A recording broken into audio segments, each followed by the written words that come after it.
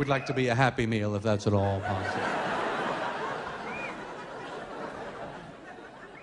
I was in London about a month ago. The World Cup was going on. I enjoy any sporting event where nations get involved. I find that the most exciting. The Olympics is really my favorite sporting event, although I think I have a problem with that silver medal. I think if I was an Olympic athlete, I would rather come in last than win the silver. If you think about it. You know, you win the gold, you feel good. You win the bronze, you think, well, at least I got something. But you win that silver, that's like, congratulations, you almost won. Of all the losers, you came in first of that group. You're the #1 loser. No one lost ahead of you.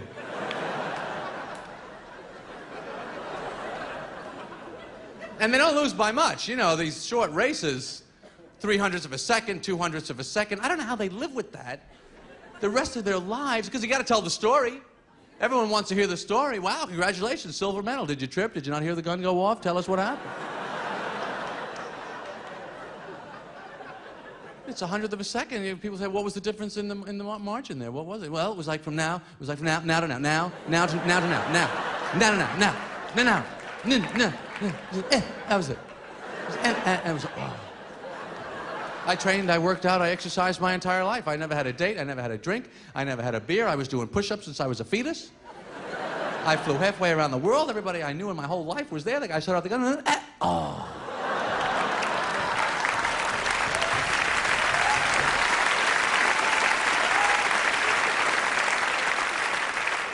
And they always have that photo finish. You know, the photo finish was always silver, gold. This is the whole race. Gold, silver, bronze, dead last. Greatest guy in the world, never heard of him.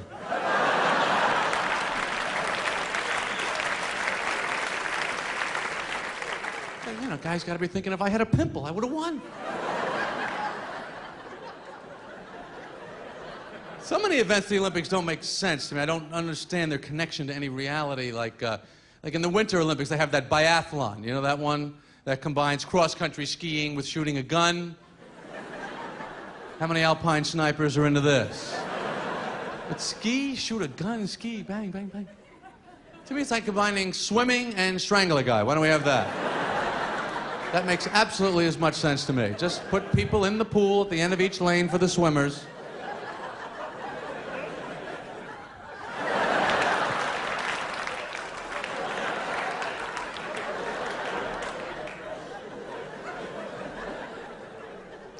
And that other one that I love is the luge. You know the luge where the guy wears the slick suit? This is on the bobsled run, but it's not even a sled. It's just Bob. It's just a human being hanging on for their life. This is the whole sport. Just... Oh, he pointed his toes. Oh, this guy's a tremendous athlete.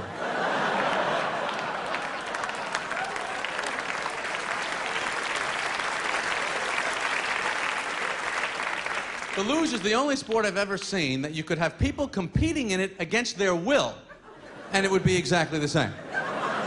You know, if they were just grabbing people off the street, hey, hey, hey, what is this?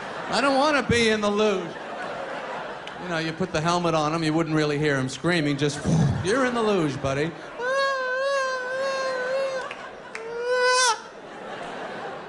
World record.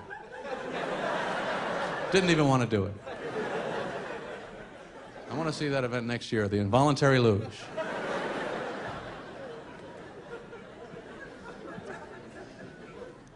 I consider myself something of a sportsman. I like sporty type things. Scuba diving, did that in Australia. That was a lot of fun. Another great activity where your main goal is to not die. That's really all I was thinking about the entire day. Just don't die, don't die, don't die, don't die. There's a fish, there's a rock, who cares? Don't die. I don't want to die, don't let me die. Let's swim and breathe and live. Because living is good and dying not as good. So I go with this guy, Mr. Scuba Guy. Takes me to the store, makes sure I buy everything I need. I had the waterproof wallet I got now. nylon in case we run into a sea turtle that can break a 50.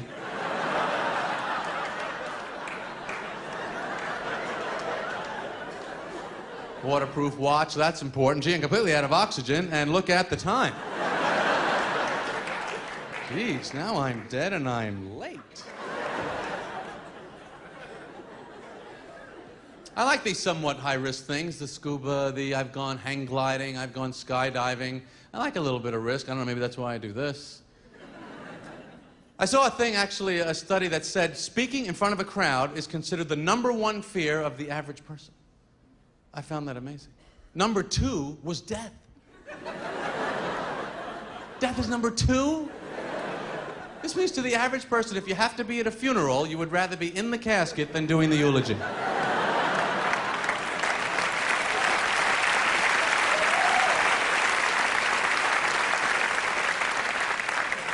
Skydiving was definitely the scariest thing I've ever done.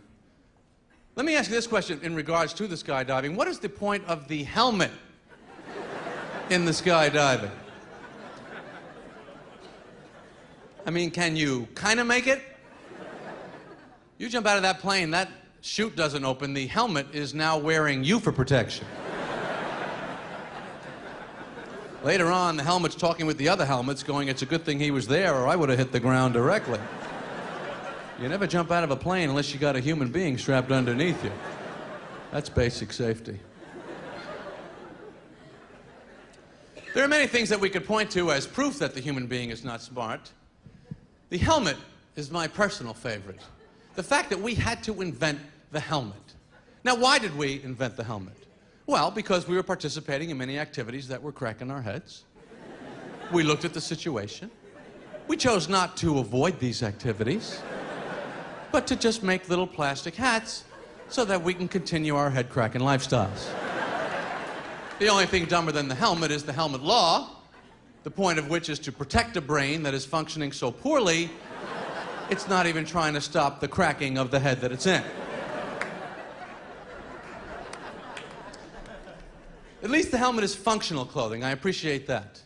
Clothing, to me, for the most part, is just a tremendous pain in the ass. If you think of the amount of time, mental effort, physical energy that goes into your clothes, picking them, buying them, does that go with that? I don't think I can wear that. Oh, I'm missing a button. This is dirty. I got to get something new. That's up my ass. Can't wear this. I think we should all wear the same exact clothes, because it seems to be what happens eventually anyway. Anytime you see a movie or a TV show where there's people from the future or another planet, they're all wearing the same outfit. I think the decision just gets made. All right, everyone, from now on, it's just going to be the one-piece silver suit with the V-stripe and the boots. That's the outfit. We're going to be visiting other planets who want to look like a team here. The individuality thing is over. The dry cleaner I can't stand, because I don't think he's doing it. I don't know what goes on back there, but I cannot conceive of such a thing as actual dry cleaning. We all accept it because we see the stores everywhere. But think about it. Dry? Well, what is dry? You can't clean something dry. What do? Tap it, shake it, blow on it? There's got to be some kind of a liquid back there. Did you ever get something on your clothes and get it off with a fingernail? That's dry cleaning. That is the only dry cleaning. I brought this guy in a suede jacket, got spots on it because I was in the rain. Says there's nothing we can do. Water ruins leather. Now, aren't cows outdoors a lot of the time? When it rains, do the cows go up to the farmhouse? Hey, let us in, we're all wearing leather out here. Hey, open up, man, I'm suede. I'm living suede.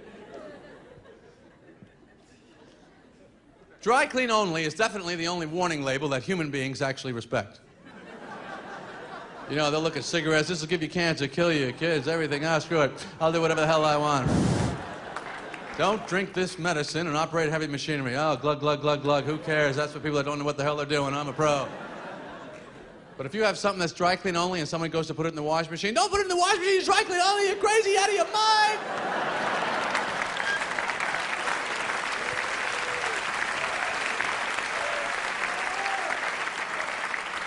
It is amazing what people will believe. I mean, I watch these infomercials late at night. If it gets late enough, the products start to look good to me. I have actually found myself sitting there thinking, you know, I don't think I have a knife that can cut through a shoe. I don't think any of my knives are good enough to cut through shoes. I'm going to get this knife and cut my shoes up. That seems pretty good. I think the dumbest thing you can think late at night is, you know, I'm going to get this thing and get in shape. You know, it's like 3 in the morning, you got potato chip crumbs on your shirt there. You got one eye open, one sock hanging off of the foot. You go, yeah, I'm going to start working out with this thing. I'm going to order this thing. This is all I need to get in shape. This is a fantastic device.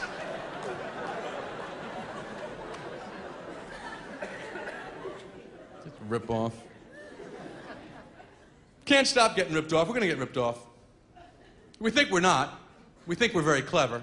We think we're going to foil the crooks. You know, we go to the beach, go in the water, put your wallet in the sneaker. Who's going to know? What criminal mind could penetrate this fortress of security? I put it down by the toe. They never look there. They check the heels. They move on. Well, you ever move a TV set in the backseat of your car, then you got to leave the car on the street for a few minutes, so you put a sweater over the TV. It's a couple of sweaters, that's all. One of them is square with an antenna coming out of it. So feeble, the things we come up with to foil crooks. Like the wanted posters at the post office. You're there, you got your package. You're trying to mail something. This guy's wanted in 12 states. Yeah, now what? Okay. You know, I check the guy standing in line behind me. If it's not him, that's pretty much all I can do. Why don't they just hold on to this guy when they're taking his picture?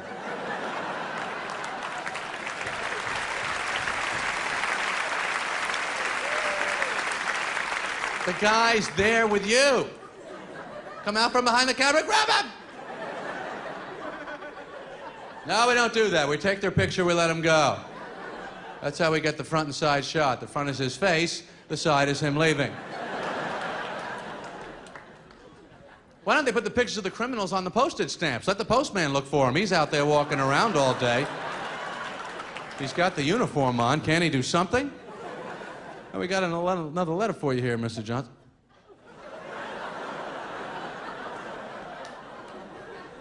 I think that's him.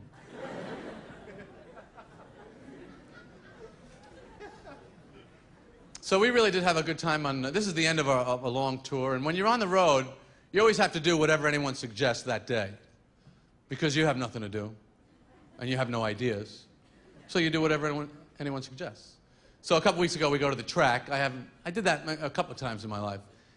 Betting on the horses.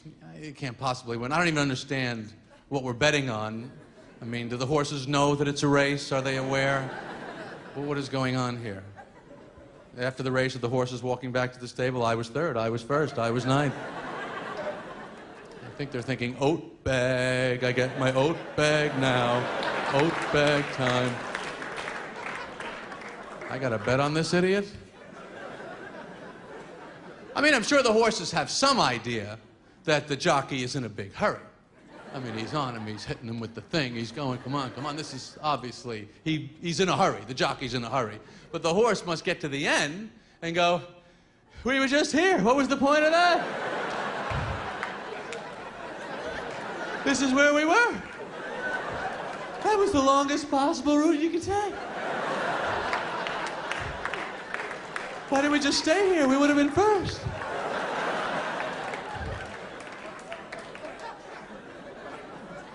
I'll tell you one thing the horses definitely do not know. They do not know if you should accidentally trip and break your leg at any point during the race, we blow your brains out.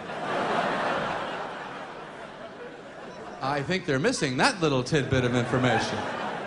I think if they knew that, you'd see some mighty careful stepping coming down that home stretch.